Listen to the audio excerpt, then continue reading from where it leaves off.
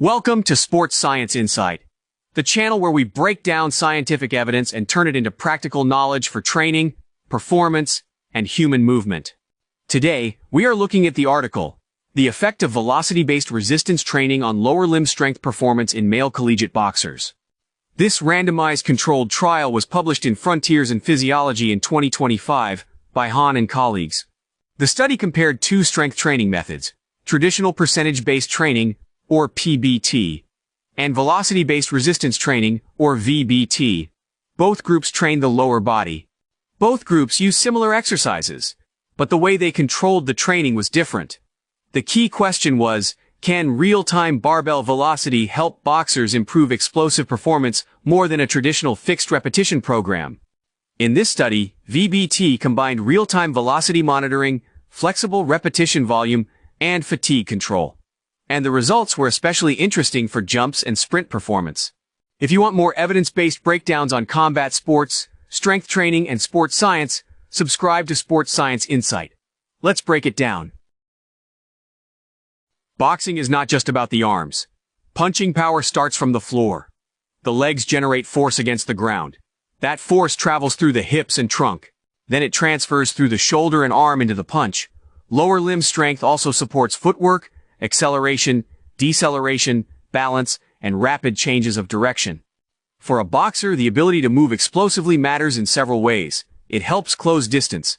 It helps create angles. It helps recover position after attacking or defending. And it supports the transfer of force during striking actions. The study did not measure punching impact directly. That is important. But it did measure lower limb strength and explosive performance, including jumps and sprinting. These are relevant because boxing depends on fast force production, lower body coordination, and repeated explosive actions. So the practical message is, if the legs are slow, the fighter is limited. Punching power starts from the floor. Traditional strength training often uses a fixed percentage of 1 RM. For example, an athlete might train at 70% of 1 RM for a fixed number of repetitions. This is called percentage-based training. It is common. It is simple, and it can work, but it has limitations. One problem is that 1 RM is not perfectly stable every day. An athlete's daily performance can change because of sleep, fatigue, nutrition, stress, academic load, previous training, or recovery status. So the same 70% may not feel the same on Monday, Wednesday, and Friday. Another issue is the fixed number of repetitions. Two athletes may use the same load and the same number of reps, but one may accumulate much more fatigue than the other. For combat sport athletes, this matters because strength training is not the only training demand. Boxers also need technical practice, tactical training, conditioning, sparring, and recovery. So the question is, can training be controlled in a way that responds better to the athlete's daily condition? Same load, different athlete readiness. VBT means velocity-based resistance training. Instead of only using weight on the bar, VBT also tracks how fast the bar moves. Movement velocity gives information about load, effort, fatigue, and readiness. In this study, the VBT group trained using velocity feedback. The goal was to train around the velocity corresponding to 70% of 1 RM. But the key difference was how the set ended. The VBT group stopped each set when barbell velocity dropped by 10% from the fastest repetition in that set. This is called a 10% velocity loss threshold. In simple terms, when the bar speed dropped too much, the set stopped. That helps control fatigue. It also helps preserve fast, high-quality repetitions. This is different from doing a fixed number of reps regardless of how much the athlete slows down. So the key idea is, the bar speed tells the coach when to stop. This was a randomized controlled trial with 28 male collegiate boxers. The participants were randomly assigned to two groups. The VBT group had 14 athletes. The PBT group also had 14 athletes. The intervention lasted 8 weeks. Both groups trained 2 times per week. The exercises were focused on lower limb strength.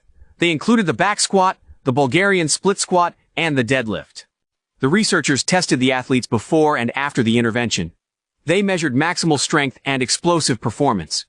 This design is useful because both groups completed similar training exercises. The main difference was how the training was controlled.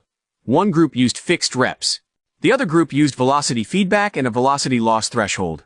Same exercises, different training control. Both groups trained at about 70% of 1 RM. The percentage-based training group followed a fixed structure. They performed 4 sets of 5 repetitions. The velocity-based training group also performed 4 sets, but the number of repetitions was flexible. Instead of always doing 5 reps, each set stopped when the athlete reached 10% velocity loss. That means the VBT group did not train to a fixed repetition target. They trained to a fatigue threshold. This distinction is important. PBT controls training from the plan. VBT controls training from the athlete's actual performance in the moment. If the athlete is moving well, the set may continue. If bar speed drops too much, the set stops. This helps maintain movement quality and reduce unnecessary fatigue. So the training logic was different. PBT fixed the reps. VBT managed fatigue. The study measured both maximal strength and explosive performance. For maximal strength, the researchers tested 1 RM in 3 exercises: back squat, Bulgarian split squat, and deadlift. For explosive performance, they tested 3 outcomes. First, counter movement jump height, or CMJ. This reflects vertical explosiveness. Second, standing long jump distance, or SLJ. This reflects horizontal explosive power. Third, 30-meter sprint time. This reflects acceleration and speed. These tests are relevant for boxers because boxing involves rapid lower body force production. A boxer needs to accelerate, push from the ground, maintain balance, and move explosively. So the study did not only ask, who got stronger? It also asked, who became more explosive? The study tested both strength and explosive displacement. The results showed a clear pattern. Both groups improved maximal strength. For 1 RM in the squat, Bulgarian split squat, and deadlift, the improvements were similar between groups. So for maximal strength, VBT and PBT both worked. But the explosive performance results favored VBT. The VBT group showed greater improvements in counter movement jump height. It also showed greater improvements in standing long jump distance, and it improved more in the 30-meter sprint. The slide shows values such as 0.41, 0.56, and 0.51. These are effect size differences favoring VBT. They are not percentage improvements. That is important for interpretation. The practical message is, strength improved in both groups, but explosiveness favored VBT. For boxing, that matters because explosive actions are central to performance. Why might VBT produce greater gains in jump and sprint performance? The article points to several possible reasons. First, VBT allows daily load adjustment. Because bar speed reflects the athlete's current performance, the training load can better match readiness. Second, VBT controls volume. Instead of forcing the athlete to complete a fixed number of reps, the set stops when velocity loss reaches the threshold. Third, VBT may reduce excessive fatigue. This is important for athletes who need to maintain technical quality across multiple training demands. Fourth, VBT may preserve high-quality fast repetitions. If the goal is explosive performance, repetition speed matters. Fifth, real-time feedback may improve motivation, concentration, effort, and movement quality. But we need to be precise. The study cannot isolate exactly which part caused the benefit. The VBT protocol changed several things at the same time: load adjustment, volume control, and real-time feedback. So the likely advantage is the combination. VBT protects speed while building strength. So what should coaches take from this study? First, VBT may be useful for boxers who need explosive lower limb performance. Second, it may be especially relevant when the goal is to improve jumping, sprinting, acceleration, and high-speed force production.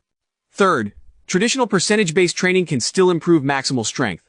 In this study, both groups improve strength similarly. So PBT is not useless. But VBT may offer an advantage when speed and fatigue control are priorities. Fourth, coaches should remember that VBT requires monitoring tools and good interpretation. It is not just about buying a device. It is about using velocity data to make better training decisions. Fifth, more research is needed to identify whether the benefit comes mostly from load adjustment, flexible volume, feedback, or the combination of all three. The final message is simple. For boxing, bar speed may matter as much as bar weight. If this video helped you understand how velocity-based training may improve explosive performance in boxers, subscribe to Sports Science Insight. Here we analyze scientific evidence and turn it into practical knowledge for coaches, athletes, students, and sports science professionals. Leave your comment below. Would you use VBT with boxers, or do you prefer traditional percentage-based training? Thanks for watching, and I'll see you in the next breakdown.